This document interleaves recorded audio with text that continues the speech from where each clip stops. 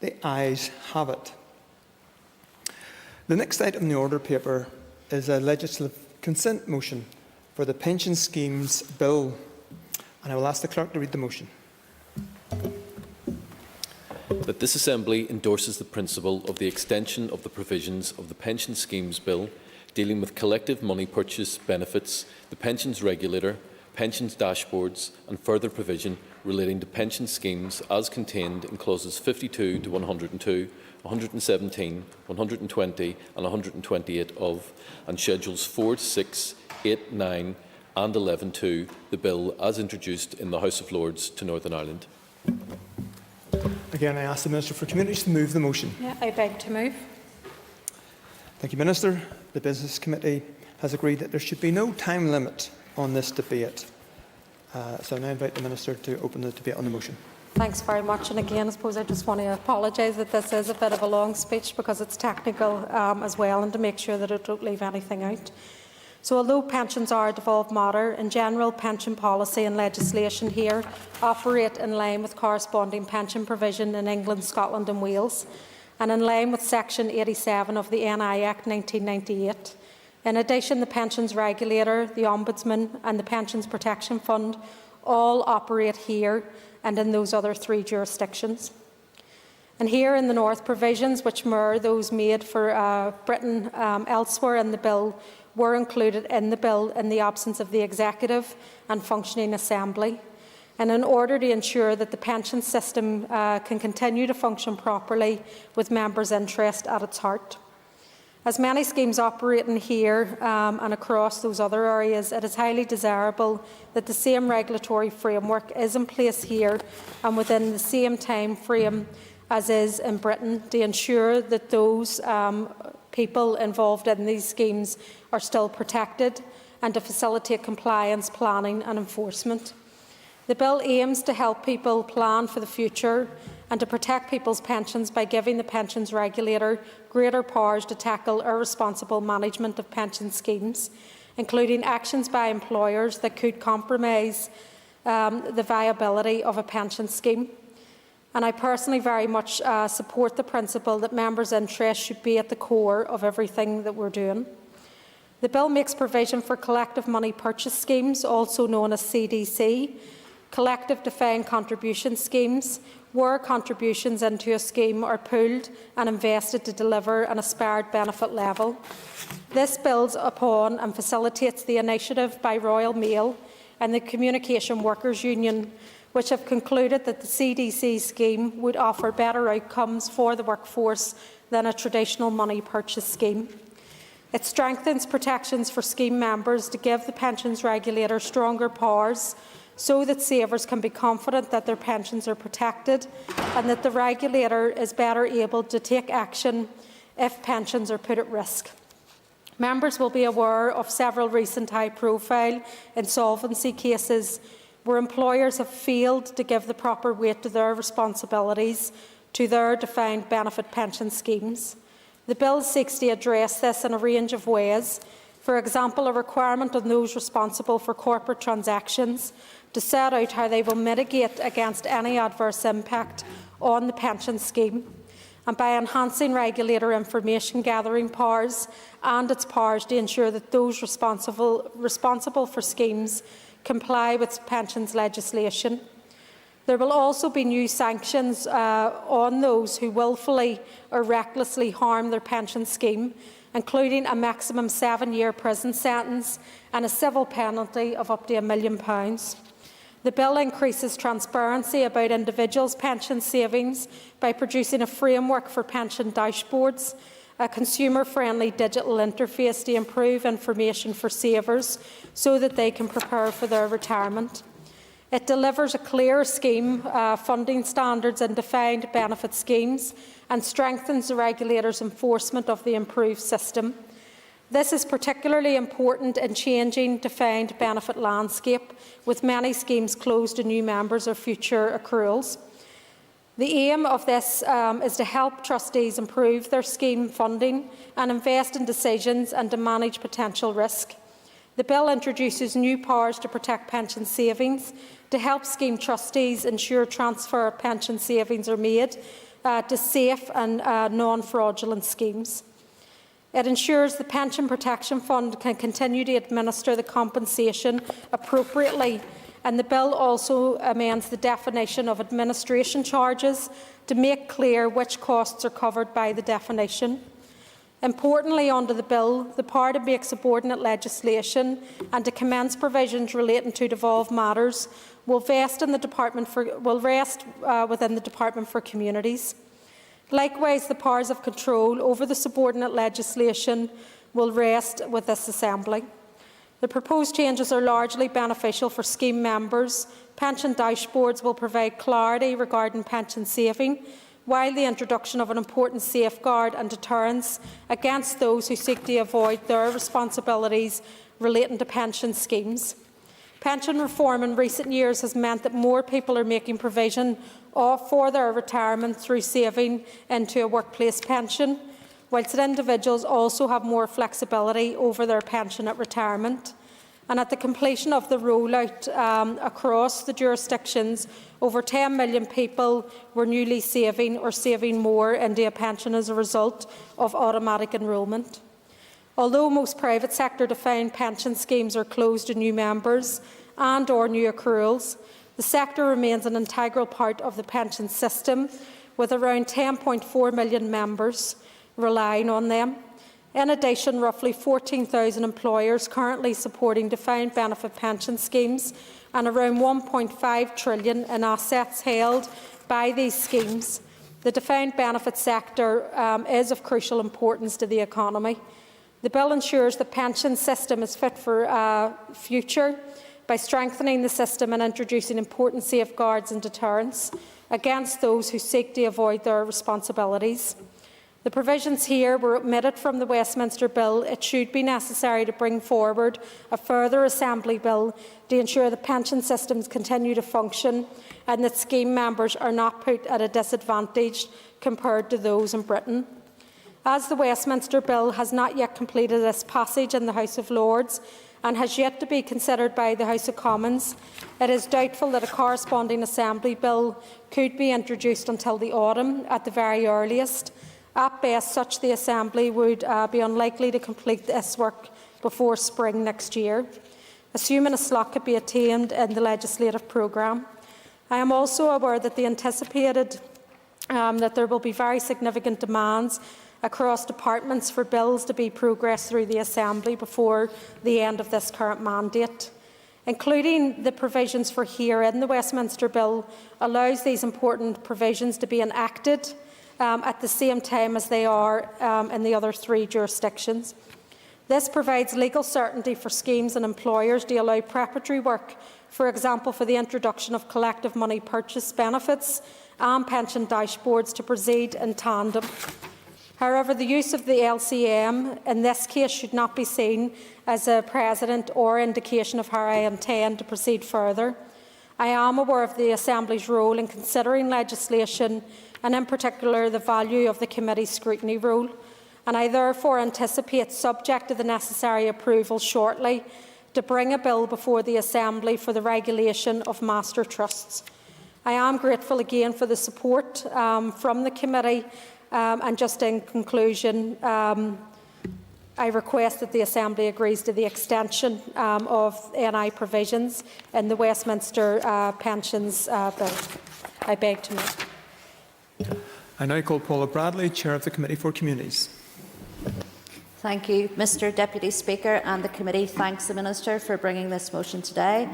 Pensions in general are not often given the consideration they deserve, and few of us tend to think years ahead, maybe not too many years for me, to a time when we will no longer be working and have to live off state pension and whatever work-based pensions we have accumulated. Planning and preparing for retirement is, however, extremely important, and the provisions contained in this LCM will make that process more transparent and understandable. Of course, in a devolved institution, we would all like to be here today considering an Assembly Pensions Bill that deals with the issues contained in the LCM. However, the committee was advised that it was unlikely that such a bill would be introduced until September at the earliest and not reach royal assent until spring of 2021. In the meantime, pension protections for people here in Northern Ireland would fall behind those in GB. In addition, officials noted that the working assumption was that an Assembly bill would mirror those of the current bill. This reflects the fact that while pensions is a devolved matter, for all intents and purposes in the UK, there is essentially one system of pensions, and that includes numerous pension schemes in Northern Ireland. The Pensions Regulator and Pensions Ombudsman and the Pensions Protection Fund all operate on a UK-wide basis. Taken together, the committee acknowledged that including the NI provisions in the Westminster Bill provides the legal certainty for pension schemes and members. It will ensure that they will be enacted at the same time here as in the rest of the United Kingdom, and allow the industry to begin any necessary preparatory work. The committee was also assured that the bill to make subordinate legislation on the bill will rest with the Department for Communities, and the powers of control over the subordinate legislation will rest within the Assembly. Mr Deputy Speaker, Part 2 of the bill establishes collective defined contribution schemes. These types of schemes would offer a target income at retirement rather than a specified income. If the scheme is under or overfunded, then the level of member benefits can be adjusted. This will ensure the assets of the collective fund are equal to the liabilities relating to the target incomes. The main advantage of that investment risk is spread across all members, so that potentially there is greater certainty over retirement income. There is wide support for this type of scheme, and in fact was advocated, as the Minister said, by the Communication Workers Union and Royal Mail. The committee recognises that consumer protection is at the heart of this bill. Part 3 of the bill in particular gives stronger powers to the pensions regulator so that pensions can be better protected. For example, there will be greater sanctions for those who wilfully or recklessly harm their company pension schemes, including a maximum 7-year prison sentence and a civil penalty of up to £1 million. Part 4 of the bill introduces pension dashboards, and as I mentioned earlier, having greater transparency allows people to better plan for their pensions. Gone are the days when a person would begin and end their career with one employer. Indeed, the government has estimated that an individual will have around 11 different jobs in their lifetime, and this means that many pension pots, there will be many pension pots which will make it difficult to work out just how much money you'll have when you stop working. A pension dashboard is a digital interface which will present all our pension information from all sources in one place, and therefore help you better plan for your retirement. I understand this was due to be launched in 2019, but perhaps the Minister could update us and we will actually see the dashboard actually operational. Part 5 of the bill, specifically Clause 128, which introduces Schedule 11, helps strengthen the regulator's enforcement of defined benefit schemes. The committee welcomes these new powers, which, among other things, will help scheme trustees ensure transfers of pension savings are made to safe and not fraudulent schemes. Mr Deputy Speaker, the committee accepts it is advantageous that any changes to the regulations of pensions as a result of legislation is made across all jurisdictions at the same time to ensure compliance and enforcement. We acknowledge that the bill will strengthen the pension scheme by introducing certain safeguards and enhanced sanctions. For those reasons, the committee is supportive of the draft legislative consent motion. Thank you. I call Sinead Innes. Mr Deputy Speaker, I thank the Minister for outlining the proposed changes to the Pension Schemes Bill and for providing the rationale for bringing forward this legislative consent motion to the House. As the Chair of the Committee has said, ultimately it would have been preferable to have additional time for scrutiny and to bring legislation via the Assembly, but I recognise the timing is a key factor here, and as these changes seek to provide additional protections, safeguards and options for members of the scheme, then any delay would be to the detriment of people here. I also want to concur with the Committee Chair's remarks in regards to planning for your retirement and how it's never too early to do that, and I think it's crucial that that those pensions should have the greatest possible security. So this bill will return to the committee before it comes into effect, I think around September time, and I look forward to the opportunity to debate it further there. I call Mark Durgan. Thank you, Mr Deputy Speaker. Initially, when I saw this item coming to committee, it's fair to say I winced. I think we had major concerns that not only were we asking another legislator to do our job for us, never mind what or who that legislature is, but we have been bitten badly by a legislative consent motion in the not-too-distant past, when the Minister's party and others gave consent to Westminster to legislate for us on welfare, and they ended up throwing in the ultra-draconian two-child rule and the barbaric rape clause for good measure. But while this Act relates to protections and benefits for our citizens, and we must ensure that people here do not miss out on their entitlements, there was a genuine fear, shared by many members of the committee, that the goalposts might move and we could end up with a different piece of legislation, much less positive, and be powerless to do anything about it. So we were very pleased to receive assurances, and the Ministers reiterated them today, that any changes will come back to us for scrutiny and approval, and we'll support this on that basis. But really, and every member that's spoken so far has said the same, that going down the LCM route is bad practice when dealing with devolved matters. We do recognise the need to do so here. It's yet another symptom of the 3-year hiatus hangover, but we'll be supporting this. I now call on the Minister for Communities to conclude and wind up the debate on the motion. Yeah, no, thanks very much, and thank you to the members for their contribution, and again to the committee and the chair for their words also, and the support in terms of the LCM and understanding the reasons why.